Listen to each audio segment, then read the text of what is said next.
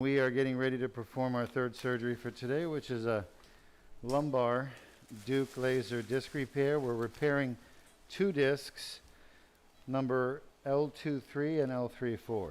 From the left side, our patient has had a prior fusion done elsewhere at L4-5 and L5-S1. He had it done in Philadelphia by Dr. Alex Vaccaro.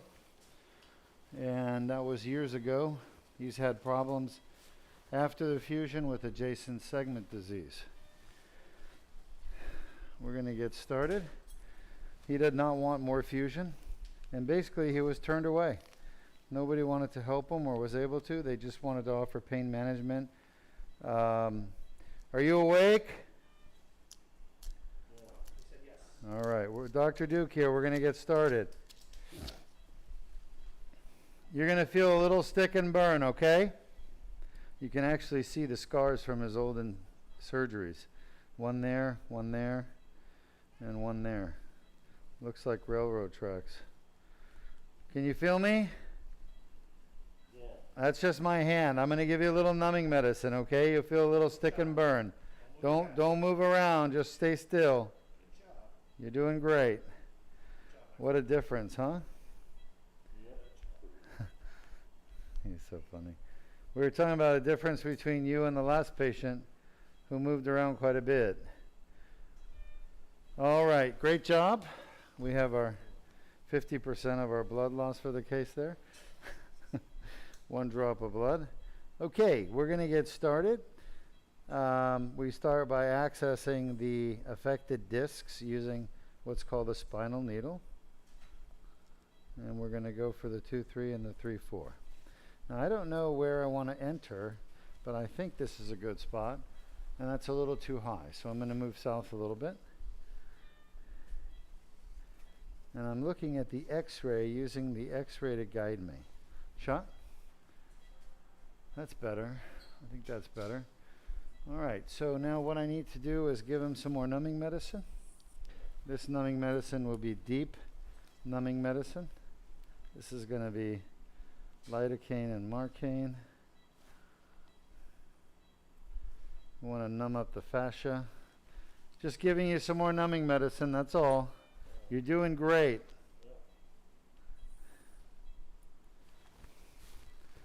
All right, so let's try to get those pedicles lined up. Now, those of you can see the hardware. Those are screws and rods that were placed by, and it was Dr. Vaccaro that did your surgery, right? Yeah. At the Jefferson?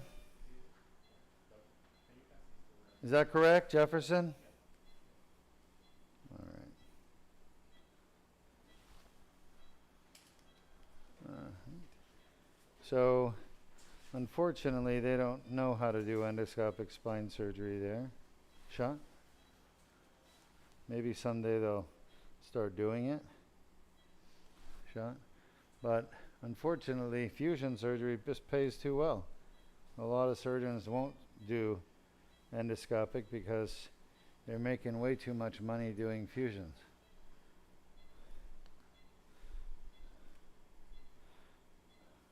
Shot? Just about there. Let's get an AP view. Now, the needle itself is entering the foramen, the neuroforamen, you may have heard it called, where the nerve is coming out. Because we're at the L3-4 neuroforamen on the left, it would be the L3 nerve root. You can see the screws there, stuck in the pedicles. Honestly, I don't think the screw placement is even that good. It looks like the L5 pedicle screws are a little lower than they should be, but that was not my surgery. And his problem now is adjacent segment disease. Good? All right, very good.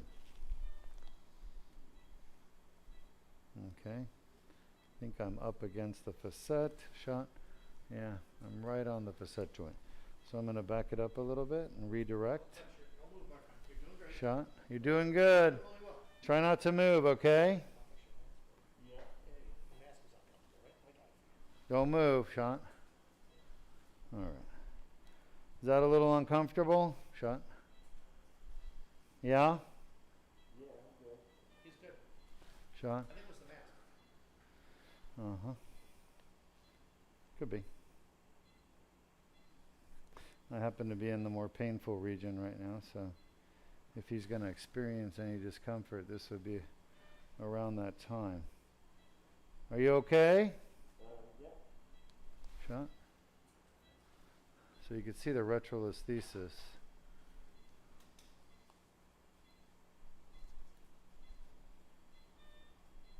There we go. Yeah. Yeah, you're doing great, by the way. Isn't it kind of cool to talk to your surgeon while you're getting surgery? He's like, yeah. Okay. You won't remember this when you wake up, but when you watch the video, you might. Let me know if you're having any discomfort, okay? Yep. So it's a 7mm incision. That's all. How's blood pressure? 115.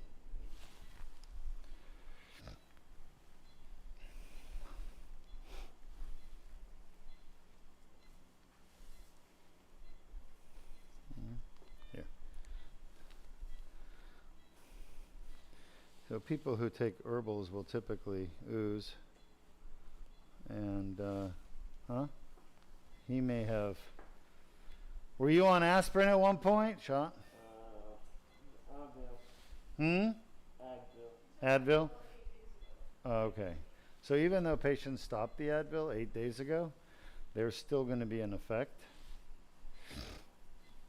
But we don't withhold surgery that's necessary because somebody's taken Advil 8 days ago, because no matter what, they're going to end up with some type of abnormal platelet function. But what we want to do is minimize that, Sean. So, Sean, we ask our patients to stop taking the anti-inflammatories. Just add some num-num. Yeah, What's a little num-num? he wants. I already gave you num-num. That's my terminology. He knows a lot. He says he's watched about 50 videos. That's Yeah. So you've watched a lot of these surgeries, right? super cool. Yeah. You're just numbing it up, man. Well, I got news for you. We're going to be putting you to sleep pretty darn soon. Really? Yeah. Shot. Because we've really gotten to where we need to be. Are you comfy? Just do that num-num. Yeah, do you remember what happens next?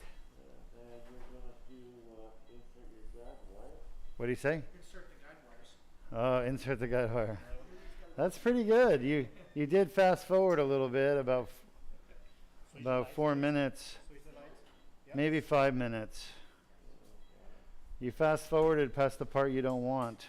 Well, I put in my app. You want to direct this movie? You want to edit it post production? Well, I'd like to do an app. Say job here. What do you say? An app? All right. So look, I'm going to draw on your back so you have these pictures for posterity. You've got a fusion, huh? Yeah, we're on YouTube. We're broadcasting on YouTube, Facebook, LinkedIn, and Twitter. All right, well, I need you to say hi to John Kerensky. What do you want me to say? Say hi to John Kerensky. John Koretsky? Yep, and Ed Capel. Ed Capel? Yep. Hi, John Koretsky, Ed Capel from your patient, your buddy here. Anybody else you want me to say hi to? Your mom? His pop, of course. Pop's here. You got a great dad. I had some time to talk to him a little bit in pre-op. He's a trooper. He was nervous to come here. I went through all my friends and said, shit. I said, you know what? This is the true test. You're going to go far. All right. And you're all chicken shit. All right, listen. I'm not going to tell them what you said because they may not be happy. But listen, keep quiet for a moment while I talk, and then I'm going to ask you to give me an answer in a minute, okay? Yeah. All right. Send a link to Ed All right. Now, we know that this is L4, Yep. L5, and the sacrum. And these are fused. He's got screws and rods there that were put in by another surgeon elsewhere. We talked about it in Jefferson, I think. And now we're going to test the disc at L3-4 and L2-3. And I think his pain is coming from these discs. Or you got one L3-4, none, and L3-3, Are you comfy? Yep. Good. So we've made a 7mm incision. We're going to put you to sleep in a minute, okay? Yep. But I need your participation. Yep. Yeah, that's a 10. How bad? That's a 9 or 10. 10. Is that where you typically get back pain? Yep. We always go with a higher number. It's a 10 over 10. It's concordant. Is that better now? Right, Yeah, alright. All right. Sorry about that. Yeah, that's right. I noticed how you tried to leave this part of the surgery out of your narrative or narration. Yeah. Did you forget about it, or did you just intentionally leave it out? Yeah, I remember most of it. All right. Yep, that definitely, that's it. How bad is that on a scale of 1 to 10? Yeah, that's a 10 out of 10. 10? Yep. Is that where you typically get your back pain? All right. Well, see, you have learned my moves. Yeah, you can do 1, 2 if you want. Huh? What do you say? No. We're not doing a 1, 2. Don't worry, I'll try. No, it's not that. I don't want to do it if it's not necessary. You get to go to sleep, and when you wake up, that pain will be gone. Okay. I need you to count from 1 to 100 out loud Okay, in German when will we start? right now. 1, 2, All right, folks. So, great news. The 2 discs that we're fixing today that we plan to fix based on where he showed me his pain was. When I asked him, where is your pain, he pointed right in here. Okay? And this is important because I know the fusion is not moving. It can't possibly be causing pain. Nothing, if it doesn't move, it can't cause pain, basically. And the pain he was pointing to was right above his fusion. So I knew it was these 2 discs. And they were 10 out of 10 on both and concordant. So we're going to get started. It looks like Luis wants to start with 2, 3. Yes, please. Now you can see from the discogram that both discs have a tear in the back, but the really bad tear, the worst one, is at 3, 4. Shot. Our guide wire is in place. We're removing the spinal needle.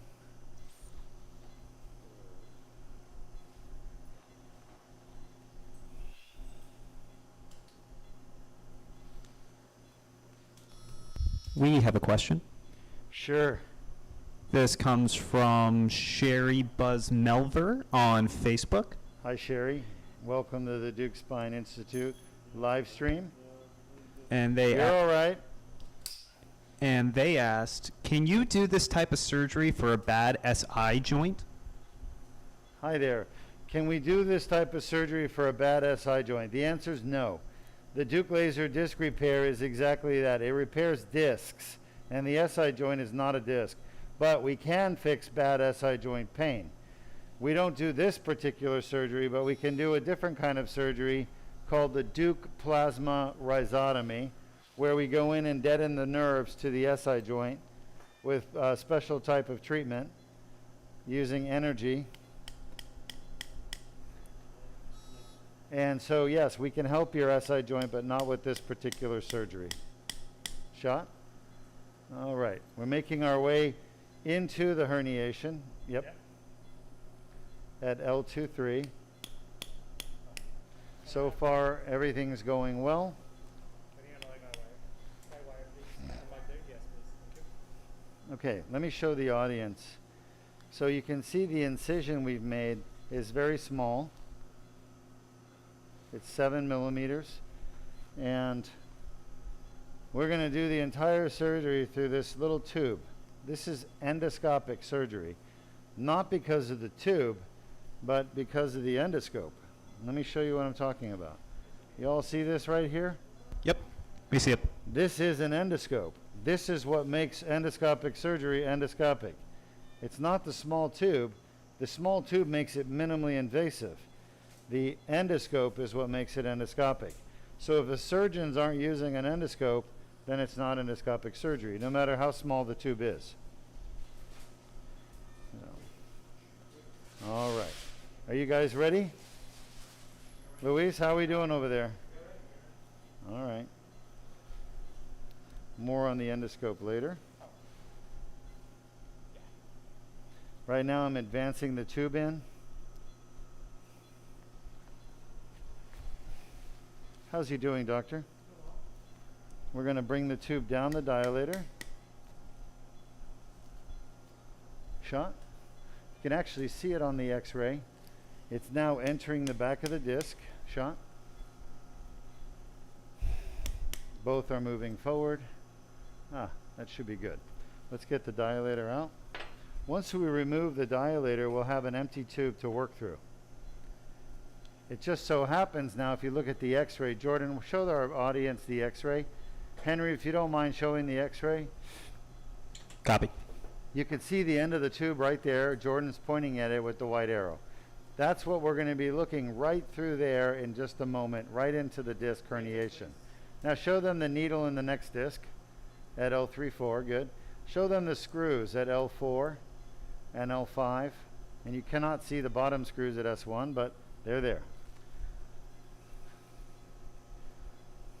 Let's get the fluoro out, and we're going to get started on repairing this disc.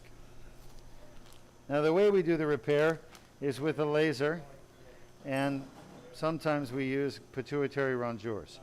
Let's go ahead and show the audience, why do herniated discs cause pain? What's the physiological basis for the pain?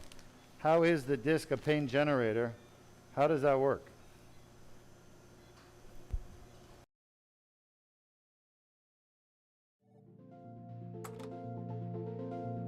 Traumatic injury to the disc can cause annular tears to form.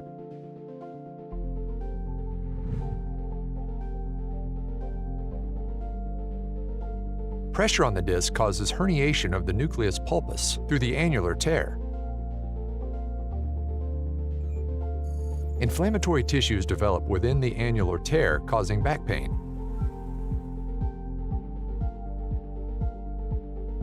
The inflamed annular tear generates pain signals.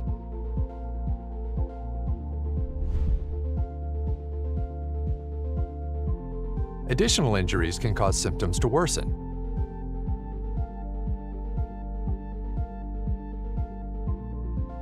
Inflammation from the annular tear can spread to nearby nerve roots, causing leg pain.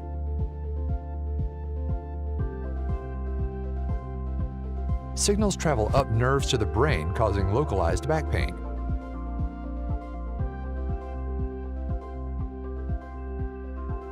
Pain signals reach the primary somatosensory cortex, causing conscious awareness of pain. If you have a herniated or bulging disc and back pain, submit your MRI for a free review at www.mri.deukspine.com. Well, welcome back. You've had an opportunity to see why do herniated discs cause so much pain in the back, and why is that pain so localized? What localized means is that you can tell that the pain is coming from an exact spot, and the reason for that is that the nerves in the back of these discs along the back wall, the wall being the annulus fibrosus, those nerves project to a part of your brain called the primary somatosensory cortex. Now, if you look up primary somatosensory cortex, you'll realize that this is a part of the brain located in the parietal lobe. It's the part of the parietal lobe which is the most frontal, or towards the front, and it is the most anterior or frontal gyrus along the parietal lobe. It's known as Brodmann area 312, and it's the part of the brain that receives sensory inputs from somatic afferent fibers that are somatotopically organized. meaning that the impulses, electrical impulses transmitted along the nerves that synapse in the 312 area, Brodmann's cortex 312, or post-central gyrus is what it's called. That area receives those electrical impulses in a manner that is organized like a map of the body, projecting right onto that part of your brain.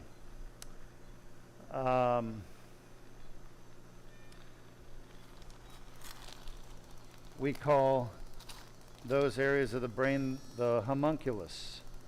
Homunculus means little man, and there is a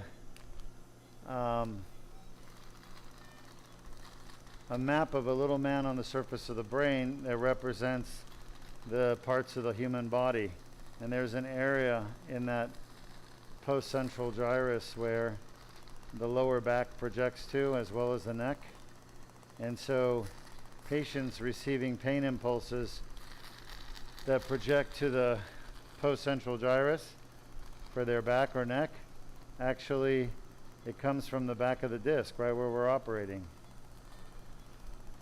This is something that we discovered at Deuk Spine in terms of the back of the disc being the source of the pain that's highly localized coming from the disc. And we discovered this here in around 2007, and published the results of our work in Surgical Neurology International, which is then indexed in PubMed, and in several papers related to the Deuk laser disc repair. And up until this time, everyone was taught that back pain is what we call non-specific. And it was interesting because as I was starting to treat non-specific back pain, as they called it, I found that it was very specific, actually, to the patients.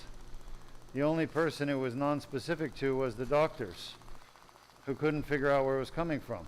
Therefore, they called it non-specific. But the patients found it to be very specific. Just another example of how doctors twist the truth to subserve their egos so that they don't feel badly about not knowing what the hell they're doing when they're treating patients. But that's really what it was. It's not, they still call it non-specific in the year 2022. 95% of doctors will call back pain non-specific, and the only reason it's non-specific is they don't know specifically where it comes from. But we do at Deuk Spine Institute. Therefore, it's specific back pain to the patient and us. And we're able to specifically fix it because we figure out where it's coming from, unlike other doctors who don't know. I laugh about it because it's somewhat humorous, but it's really not for the people suffering with chronic back pain that are told by their doctor there is no way to fix it because they don't know where it's coming from. That's why we broadcast, folks, so that we can share the information about how the fact that we're able to now specifically localize the source of back pain and fix it. There's two primary sources of back pain, and they are the disc, a damaged disc, or a facet joint. Facet joints are located just behind the discs. They account for about 15% of chronic back and neck pain, whereas the disc causes 80%. The other 5% I attribute to sacroiliac joints, piriformis muscles that are torn and injured. Sometimes the coccygeal ligament. You got to grab that. Yes, sir. Can't just, you got to follow it and get there and meet it. This disc is pretty badly damaged, I got to say. It's fragmented into a lot of pieces. We're slowly taking them all out. That's another herniation right there. We have a question. Sure. This comes from Sherry once more on Facebook. And she said, "Thank you. I had a telehealth conference with Dr. Deuk. He felt I had piriformis. I went ahead and had PT for 3 weeks, but things got worse. Had new R-rays, I think X-rays, new X-rays, and also had an SI joint injections with good relief on the left and right.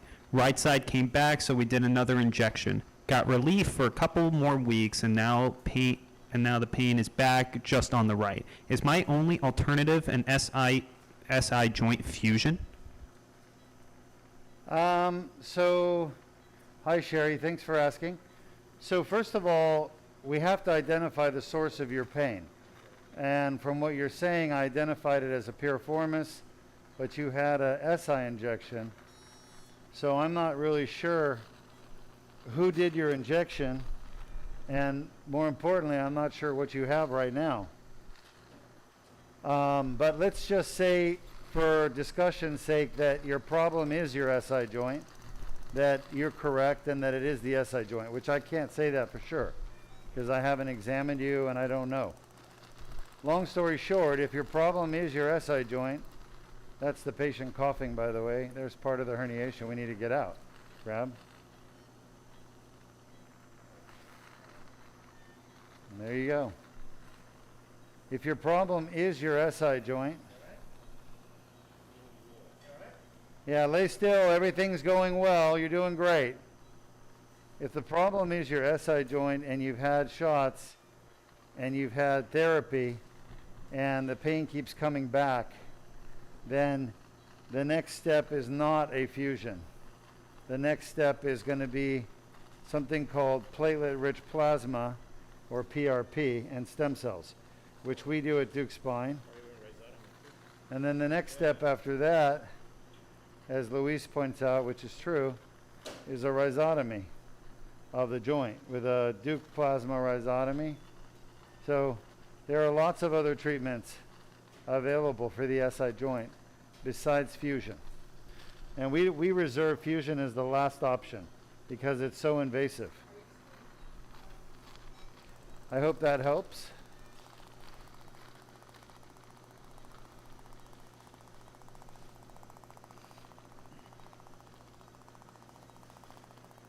This disc is pretty badly damaged. You can see all the fragmentation, which takes trauma to make this happen.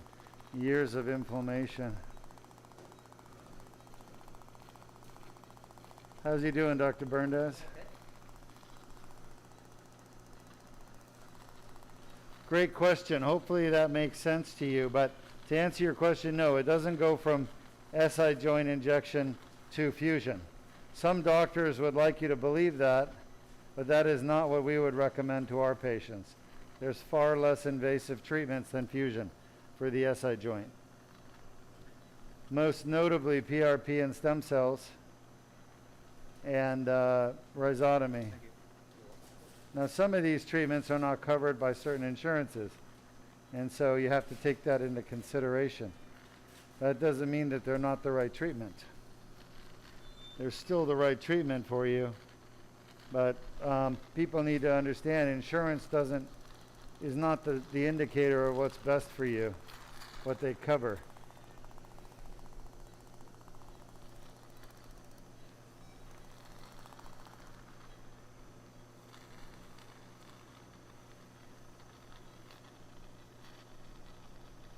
How's the irrigation?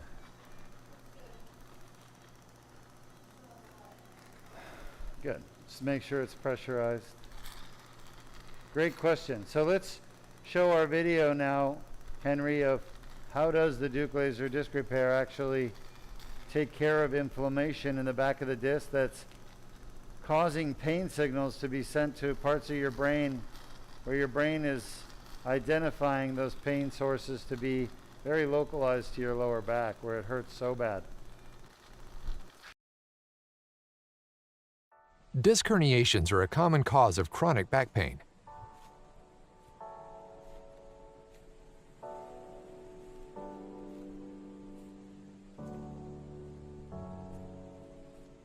The inflamed annular tear causes back pain. Inflammation of the nerve roots causes leg pain.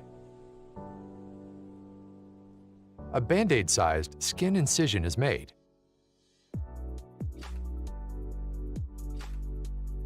A small tube is inserted without damaging the bone or soft tissues.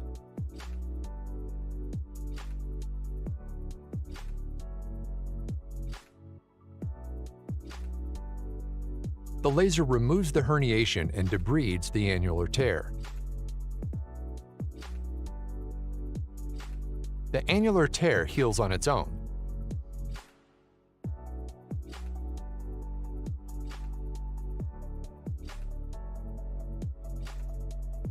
If you have a herniated or bulging disc and back pain, submit your MRI for a free review at www.mri.deukspine.com. All right, welcome back. Hopefully the video has shown you that the cause of back pain most commonly is the disc that can be fixed by performing the Deuk laser disc repair, which is really mostly an annular debridement, where we're cleaning out the what's called the interposed herniation or nuclear material that's actually creating all the inflammation and pain within the annular tear in the back of the disc. So I know I talked briefly about the types of pain fibers, something called somatic afferents. Well, there's another type of pain fiber called a visceral afferent. And afferent fibers are nerve fibers that bring signals to the brain, to the central nervous system. Efferent nerve fibers are fibers that bring signals away from the central nervous system to what we call the periphery. Could be muscles, could be smooth muscle, skeletal muscle, cardiac muscle, sweat glands. And efferent fibers we usually consider to be motor or movement, whether you're contracting a sweat gland or salivary gland, and you're squeezing out juices, or you're making muscles move like the heart move or the respiratory muscles move for breathing. Efferent fibers are involved in movement mostly, or what are called exocrine glands. And then afferent fibers are primarily involved in sensory sensation, sensing things. And there's two types of afferent fibers in the body. One is for subconscious type inputs, sensory inputs, like say you have a little bit of distension of your bowel. You might feel just a generalized distension in your belly. It just doesn't feel right. You feel a little nauseated, a little uncomfortable, a little anorexic. You don't feel hungry. That is a visceral afferent sensation. It's generalized. But then let's say you're getting appendicitis. Well, appendicitis is inflammation of the appendix, right? And at first it starts out as a generalized sensation because the visceral afferents are affected. You can't localize the pain to your appendix. But then after the appendix bursts and there's a lot of pus and stuff going on in your belly, inflammation, then it becomes more localized pain right to the lower quadrant. And that's when typically doctors realize, oh, we got an appendicitis. But that's when the somatic afferents, which are highly localized pain sensors going to the brain, that's when they start getting activated. And the pain becomes far more localized, meaning we can localize the place. Well, back pain from a herniated disc is localized already in the beginning. And that's the problem, is a lot of doctors don't realize that. They think that, back pain is transmitted via visceral afferents rather than somatic afferents. So they're just misinformed and never really understood it. And to be honest, I didn't really understand it either coming out of my medical school and residency training until I started operating on people's annular tears. And I started curing their pain. And I realized there's something going on in the back of this tear. And by fixing it, I'm getting rid of their pain. And that's when I realized that the sensory fibers in the back of the disc must be different than those on the sides and the front, because I never fixed the sides or front of people's discs, even if they had a tear there and a herniation. I left them alone because you can't get to them easily. So I never fixed them, and I was still able to get rid of their pain. So I realized that the side tears and the front tears of the disc don't really cause symptoms. Makes sense. All right, we're just about done here. We're going to move on to the next disc, which is going to be our L3-4. Let's see if we can find the nerve root up in the foramen. Not really. Maybe a little bit more stuff there. I want to use the laser on.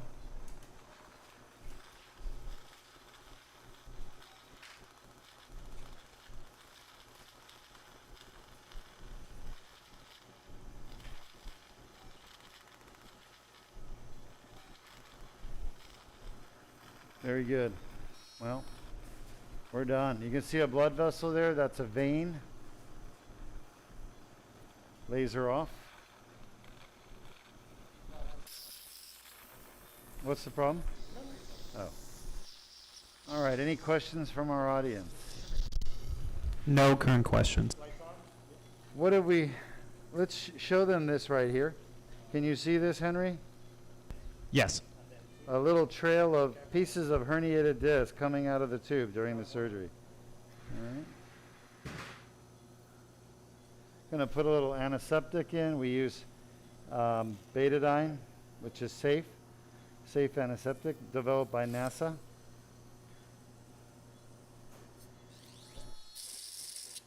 Thank you. Is that it?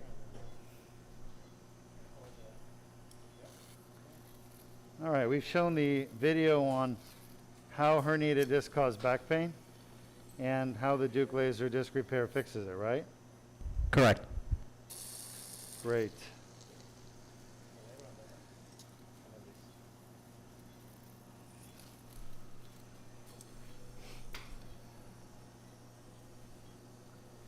And we're going to take some of these little pieces here of disc material and we're going to save them. Send them off to the pathologist for that way they can agree that it's herniated disc material. And we're going to bring our x-ray machine in. Watch the needle. We're going to go ahead and go back to a lateral view so I could navigate the dilator down the guide wire and get it into the next disc. We've completed one Deuk laser disc repair at L2-3 on the left side. We're going to do the next disc as well on the left side.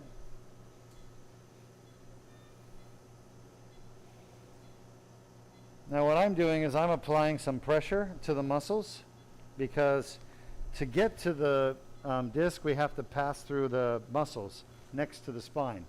And we're not damaging the muscles, but sometimes you get a little vein that gets torn in the process of putting down the dilator. This is the dilator. You see the end of it is tapered like a pencil, so it spreads tissues open, but sometimes you get unlucky and you may tear a little vein. If that's the case, you got to put some pressure to stop the bleeding. It usually takes about 4 or 5 minutes. And that's if the patient has not been on non-steroidals, right? So if they're on non-steroidals, it's going to take a little longer. All right, let's put some num-num for my anesthesiologist and the patient. Watch your elbow here.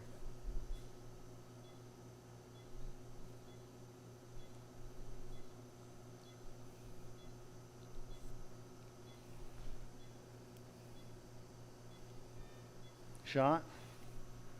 Now you see how the guide wire actually guides this thing safely down to the tear without doing any damage to the body. Shot. So I'm held up now at the facet joint.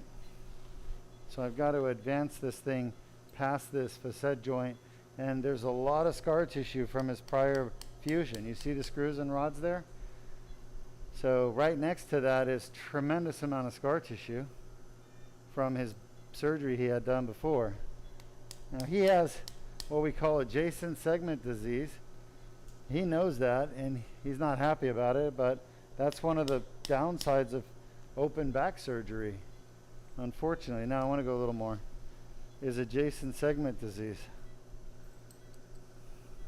What it means is that the discs above or even below the fusion can be affected.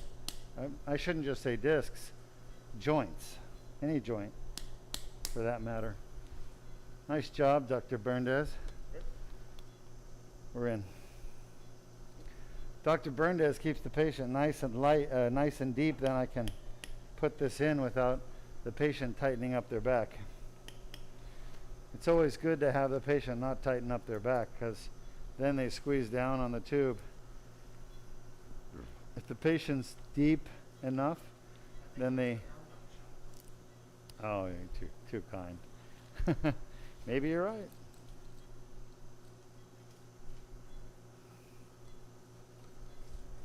We have a couple questions. Sure.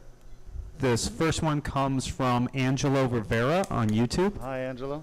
and he asked, I have degenerative disc 5 and 6, and it's starting to pinch. What procedure would you do? It's been about 5 years.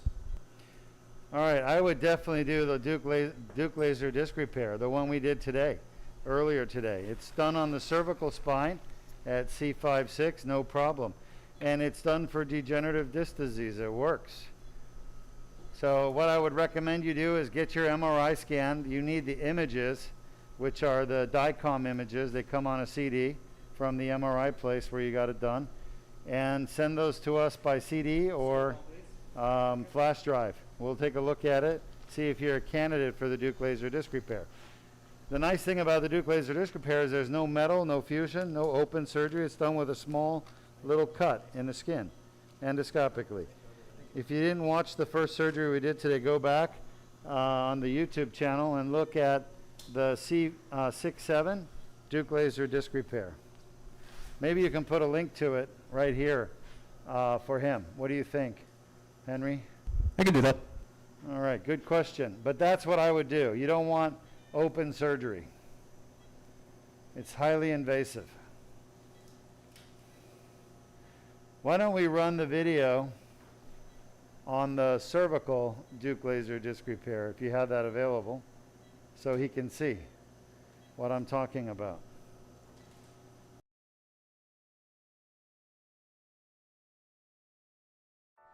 Disc herniations are a common cause of chronic neck pain.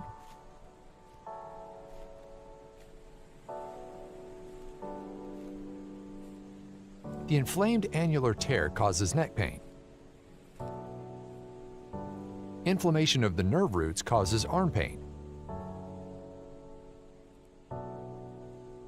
A Band-Aid-sized skin incision is made. A small tube is inserted without damaging the bone or soft tissues.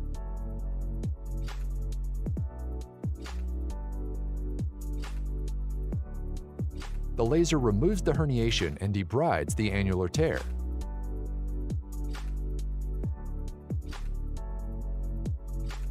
The annular tear heals on its own. It can take up to 12 months.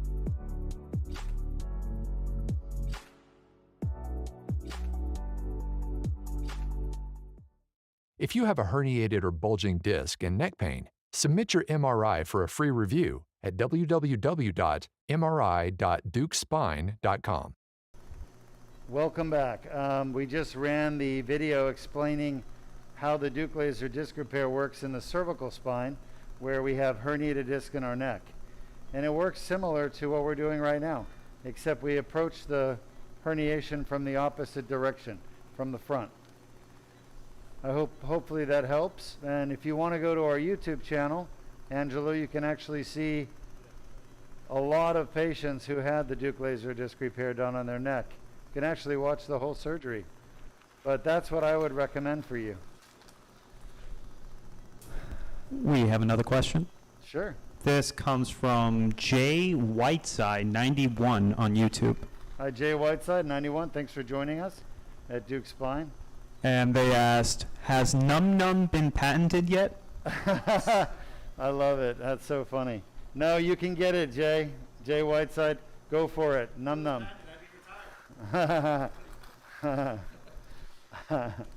Yeah, Dr. Berndes is cracking up here. He said, yeah, he wants you to patent it for him and you, and then he can retire, he said. I don't think he would retire, though. I think he enjoys what he does. Been doing it 23 years. Yeah, he said he's been doing anesthesia 23 years, so he loves doing anesthesia. He enjoys it. That'll be his side job. Huh? That'll be his side job. Side job, right? Part-time. All right. So what you see here with the laser fiber interacting. The thing about laser energy is so powerful that when it interacts with tissues, it vaporizes them. Yeah, I was wondering. And so let's get that piece out. So what it does is the laser fiber transmits energy directly into the tissue. And you all work with microwaves, right? You stick some food or organic matter in the oven, in a microwave oven, and then you turn on the microwave, and what it does is it sends electromagnetic waves right into the food, and it energizes the water within the food, the water molecules, and they start to heat up, they start to shake around a lot from the energy, and eventually that shaking is creating steam, obviously, and the steam then heats the food from inside.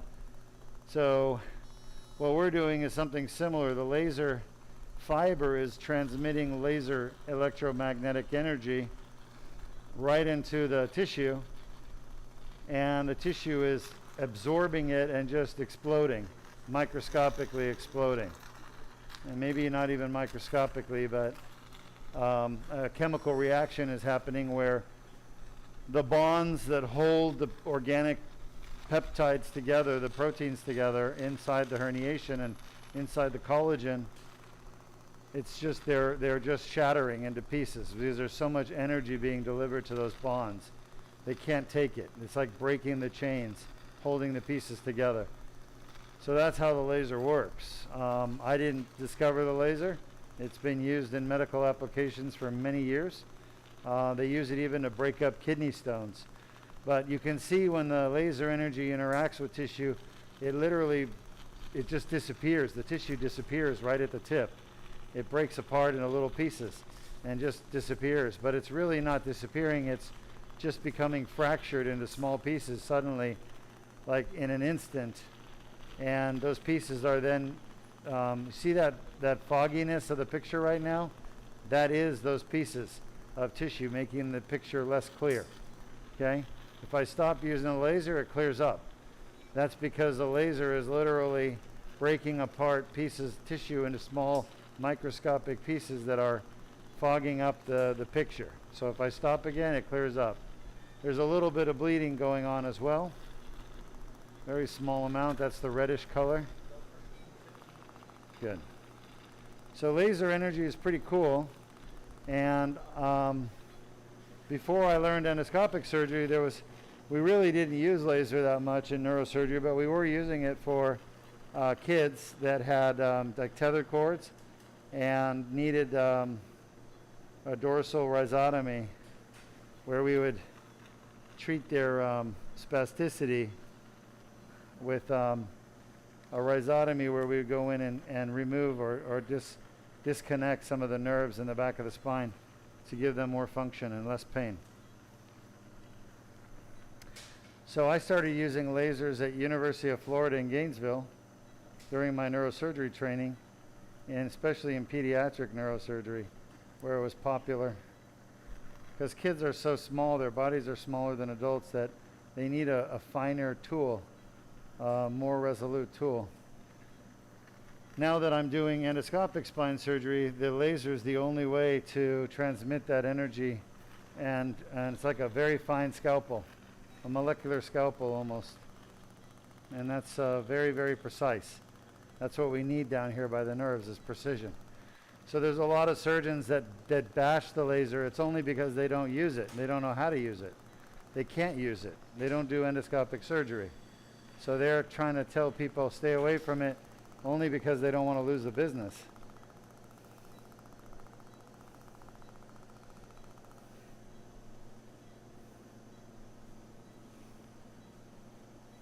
Which time do we have? 5 minutes. What was that? Did you see that, Henry? I believe so. That was pretty funny, huh?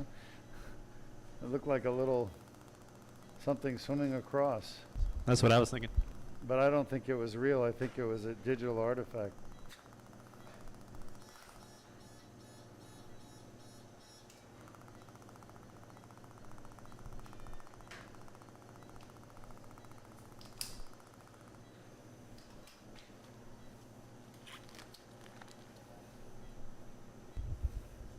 We have Trevor? another question.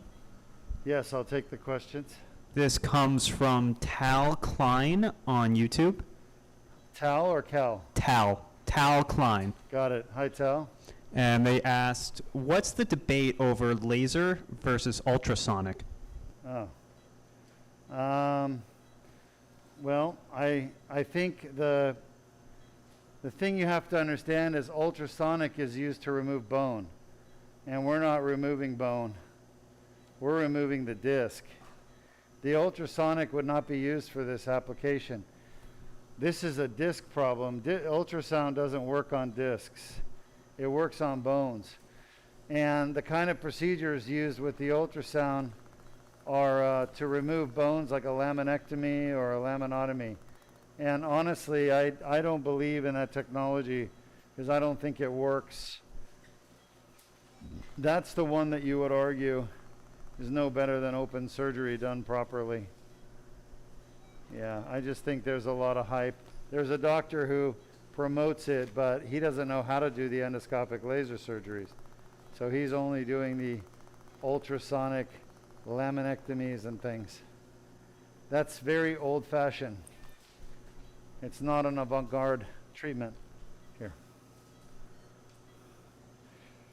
So he's just removing bones. We don't want to remove bone. This is not a bone removing procedure. We want to keep bone. So the old style of spine surgery is remove bones to get down to the nerve.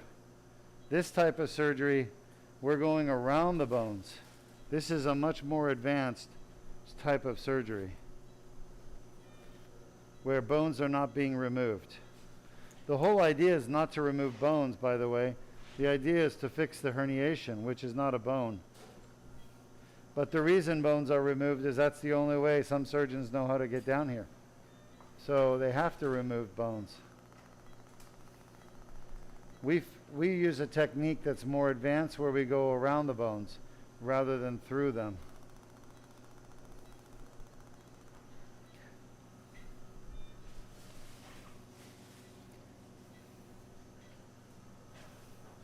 All right, we're just about done here. I want to get this last bit. And what's bleeding is we remove the bone spur off the end plate. And that now is causing some bleeding from the end plate. Very minor amount. No more than a prick on your finger.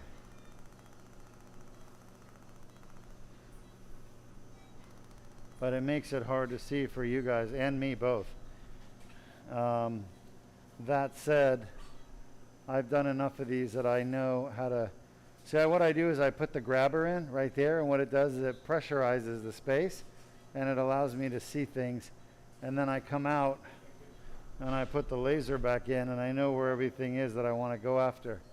So it's a little trick I've learned over the years doing these surgeries.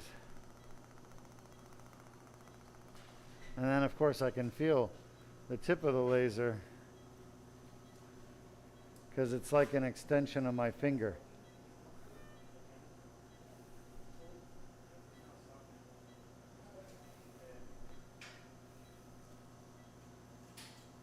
I need 2 more minutes. I'm going to get that next. Come on, you got to grab that.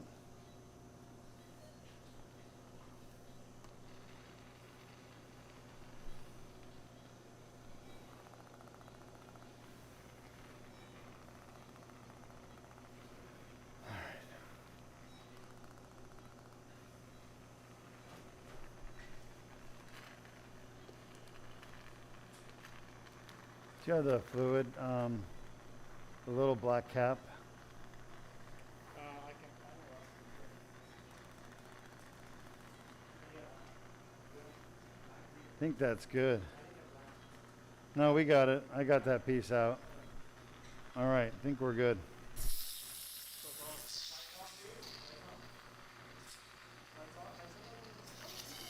Irrigation. All right, great questions. Any more questions from the audience? No current questions. So I'm going to go over there and answer questions for you guys. face to face if you want to type them up. I don't see anything coming out. Can you clear that?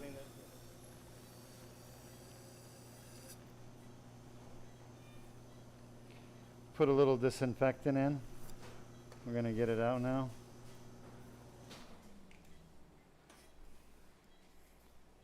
Luis, you have it? Good. That's what I like to see. Good. All right, so surgery went well. We fixed 2 discs, the number 2, 3, and 3, 4, all through a 7, maybe 8 millimeter incision. Now we're taking the tube out. And again, I'm going to apply some pressure. Because our patient is a chronic Advil user, we lost probably, I would say, 10 mils, maybe maximum 8 to 10 milliliters of blood, which is his fusion that he had done. I'm sure they lost close to 500. So we lost 10, closer to 8. So you imagine the difference there is massive. Virtually no blood loss. And this is a bloody one because 10 mils is about 10 times more than we normally lose. We typically lose 1 milliliter of blood. But when people have aspirin on board, or ibuprofen, Motrin, naproxen, Aleve, naproxen, any of those types of anti-inflammatories, they're gonna bleed a little more. Are you ready? I'm ready. Want to take care of the camera, or are you good? Yeah, no, I'm good. Let's show the audience. There it is. All right, you guys got this? Good job. Good job. All right, type your questions up. I'll be happy to answer them. And Henry, will you show the audience the difference between having a fusion done on their back versus the Deuk laser disc repair? Of course. Deuk laser disc repair, a comparison with traditional spinal fusion surgery. A patient with chronic back or neck pain originating from a symptomatic disc injury could undergo either traditional spinal fusion or less invasive Deuk laser disc repair. This MRI represents a typical case with L4-5 and L5-S1 symptomatic discs. A symptomatic disc causing neck or back pain can include bulging discs, herniated discs, ruptured discs, degenerative discs, protruding discs, spinal stenosis, radiculopathy, and sciatica. This patient can choose traditional fusion surgery or the Deuk laser disc repair to help alleviate the pain caused by and within the symptomatic discs. Here, 2 patients with comparable disc injuries are treated. On the left, the highly invasive spinal fusion, and on the right, the least invasive Deuk laser disc repair. The spinal fusion requires a very large incision, usually leaving a large scar.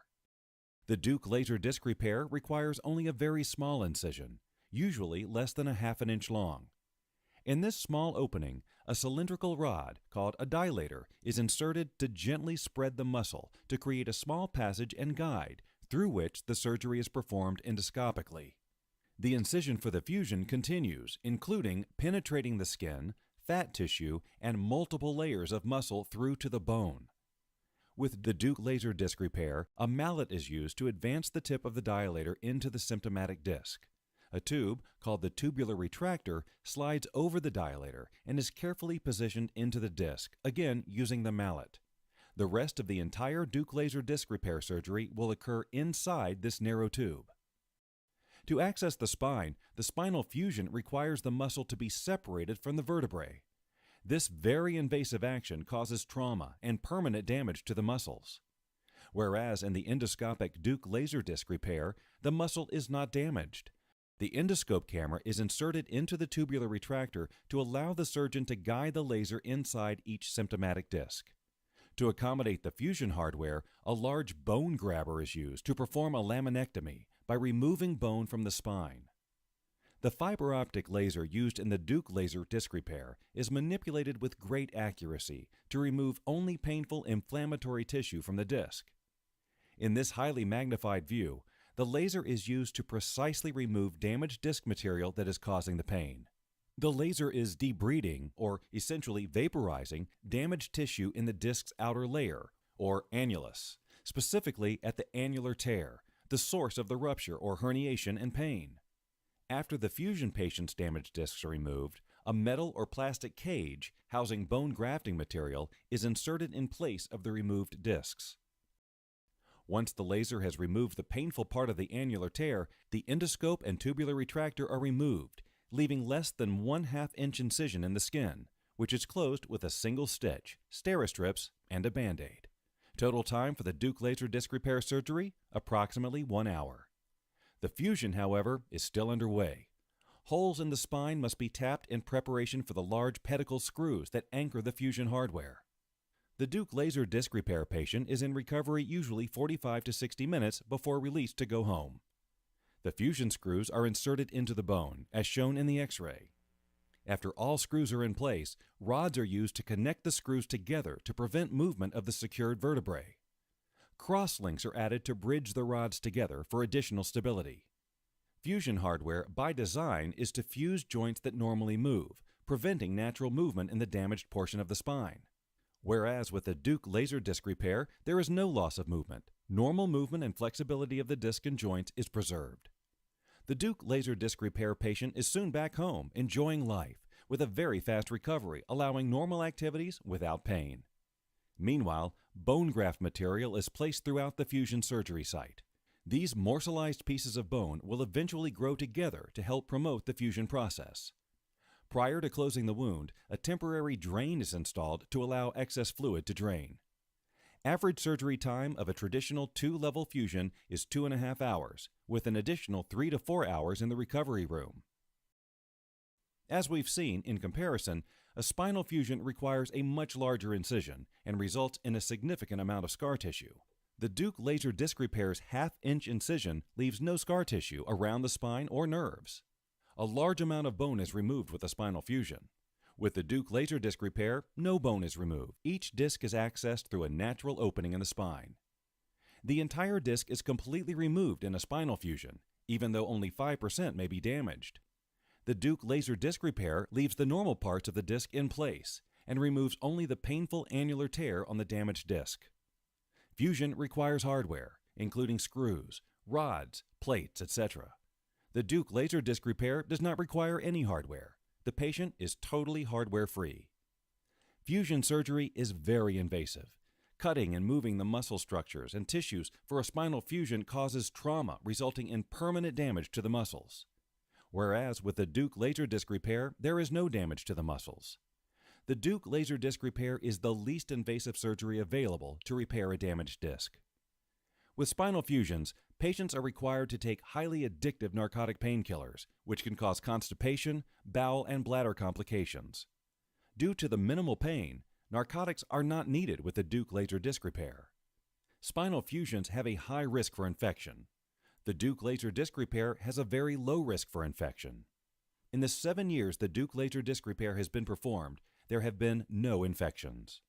Spinal fusion surgery has a very long recovery and requires a great deal of physical therapy and time to heal from the trauma in the muscles and the spine itself. Whereas the recovery from Deuk laser disc repair is in a matter of hours or days, rather than weeks or months. With fusion, the spine is being fused together, losing movement. Whereas there is no fusion with the Deuk laser disc repair. Normal movements of the joints in the spine is preserved. Spinal fusion results in loss of mobility.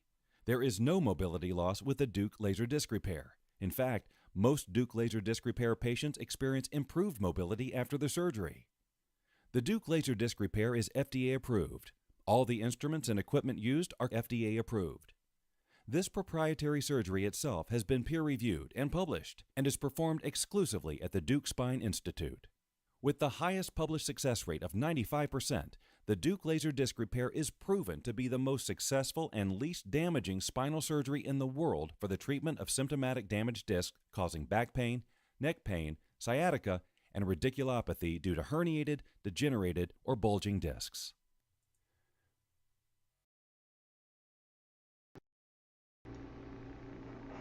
Okay, Dr. Deuk here. We've finished the last patient's surgery for today. It was the third surgery, and we basically, we're dealing with a situation on a patient where they were having really bad back pain and they had a fusion already. You could see from the screws and rods, which you saw in the x-ray. And when I asked the patient in clinic, I said, where's your back pain? Because this is really important. When somebody has a fusion, you know that the pain's not going to come from the fusion because the fusion's not moving. The pain is either coming from below or above the fusion. So immediately he pointed to the above area, and I knew from the MRI he had a damaged disc at L3-4 and another damaged disc at L2-3 with annular tears, and they look like prime candidates for back pain. So once he confirmed the location of the pain, and he also had a herniation at L1-2 up here, but I asked him, do you have pain up here? And he said no. So his only pain was at 2-3 and 3-4. So to be able to diagnose back pain, you really got to have a good sense of where the discs are and where the facet joints are. But that's something that anybody can learn. It's not that hard to do. So I recognized that his pain was deep. It was in the center of the spine. It wasn't over the facet joints. And he didn't have tenderness on exams when I pushed on the facets, which if you have arthritis in your facet joints, since they're in the back of the spine, they're just below the muscle, you can push on them and elicit a tenderness. But he didn't have that. His pain was deep. It was characteristic of disc pain. And he had those tears at L2-3 and L3-4 in the back that were prime candidates for discogenic back pain. So anyway, we just finished the surgery. I went in on the left side, and our approach was like this. You can see the facet joint, that's the marker, and you see the disc right here. So I went in just past the facet, lateral to it on the left side, entered through the tear, pushed the herniations from the foramen back into the disc, and then proceeded to remove pieces with the laser and the grabbers. Okay, did both discs, L2-3, L3-4, pretty uneventful surgery. Had a little bit of bleeding from a bone spur, and if you go back and watch the video, you can see that bone spur was at L3-4, and it was like right here, right at the base of the foramen, and I shaved it off and pulled it out, and it was just bleeding from the base where it attached. So anyway, good surgery. I think the patient will do well. I didn't have any complications. We did it all through a 7mm incision. This is far better, folks, than laminectomy, microdiscectomy, or fusion. Avoid those type of invasive surgeries. They cause a lot of scar tissue and collateral damage, which you'll end up suffering with the rest of your life. All right, we have some questions from our audience. Yes, we do. This first one comes from Cal Klein on YouTube. Hello, Cal Klein. How are you? And they said, maybe I'm oversimplifying, but would you say laser is better for foraminotomy and ultrasonic is better for laminectomy? Well, Cal, I think that's actually really good. Cal is saying, is laser maybe better for foraminotomy? I would add foraminotomy disc repair, which is what we did, whereas the ultrasonic is better for laminectomy. Absolutely. The laser surgery that I do will not do a laminectomy. To do a laminectomy, just so you all understand what's going on here, let's take a look at the bony spine, okay? The spine has building blocks like Legos. They're called vertebrae, and the vertebrae have different parts and different names for those parts. So the big part in the front that bears most of the weight is the vertebral body. Then over here you have the pedicle, very important, that's where screws go in. Then you have a transverse process, a superior facet, a pars, an inferior facet, a lamina right here, and then a spinous process. So what's a laminectomy? It's when the surgeon comes in and removes this bone here. What does a laminectomy accomplish? Nothing. Nothing good. You got to understand this, nothing good. Laminectomy is the way of opening a hole in your spine so the surgeon can get past the lamina down to where the herniation is there. So the laminectomy does nothing but weaken your spine and destabilize it. You don't want a laminectomy. But for many years ago, 60 years ago, we didn't have endoscopic surgery. It didn't exist. There were no endoscopes. There were no spinal endoscopes. There were no lasers being used. So all doctors and surgeons had was these barbaric procedures where they would rip the muscles off the lamina and then drill the lamina away. The only thing the ultrasound does is it removes the bone of the lamina rather than a drill being used to remove it. Whether you use a drill or you use an ultrasound, the drill is faster, so therefore it's better. The ultrasound is just a gimmick. I would never use it. It's just too slow, and it's a gimmick, okay? But you don't want to remove the lamina because that's going to weaken your spine. What you want to do is get down to the disc and repair it. So the ultrasound is a gimmick. It's totally unnecessary, and it's part of a barbaric type of spine surgery that should be outlawed because it's so damaging and unproductive for people. Okay? That's my opinion. Next question. Got chills thinking about that. But this next question comes from Angelo Rivera once more, and they asked, what happens to the disc after you remove the bad? Does it repair or regenerate? Yeah, great question, Angelo. So really good questions today. I'm going to try a different model for you. Let's take a look again at the same model, the same, vertebral structure, vertebrae, disc, vertebrae. And if you look right back here, there's a little crack in the back of the disc. You see that red area, that line? Yeah. That is the annular tear, okay? So if I put a little bit of pressure on the disc, look what happens. The jelly squeezes out through the tear. And then when you stop pressurizing, it goes back in. Okay? So let's take another look at that tear through a different view. I'm going to turn the spine this way. And can you see right here the tears in the back of the disc? Yeah. Those red lines are the tears. Those are annular tears. I wonder if I get closer, maybe you see them better. You can kind of see them there. Yeah, the lighting. Maybe further. All right, so what I'm doing is I'm cleaning those tears with the laser so that they'll heal. So to answer your question, does the wall of the disc regenerate? Yes, it does. The annulus regenerates, and it also repairs. So as it's regenerating and rebuilding, it's repairing itself. The problem is before you do the Deuk laser disc repair, that tear is there with the jelly stuck in it. It can't close off. It's like the elevator trying to close the door, but somebody's body's there, and the elevator is just banging on the body trying to close. It can't close. So once you remove the body out of the elevator doors, they close over. And that's what the back of your disc is trying to do. It's trying to seal, but it cannot seal over. And that sealing occurs as it repairs itself. So the disc has the ability to repair itself, at least the wall of the disc does. Now the jelly in the center never repairs. You're born with a certain amount of jelly. You cannot create more jelly. You don't get more jelly. You can't put more jelly in there.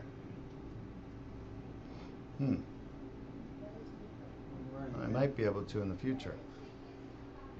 And this next question comes from Dark Sevi 476. Hi, Dark Sevi 476. Welcome to our broadcast. And they asked, you mentioned not removing bone.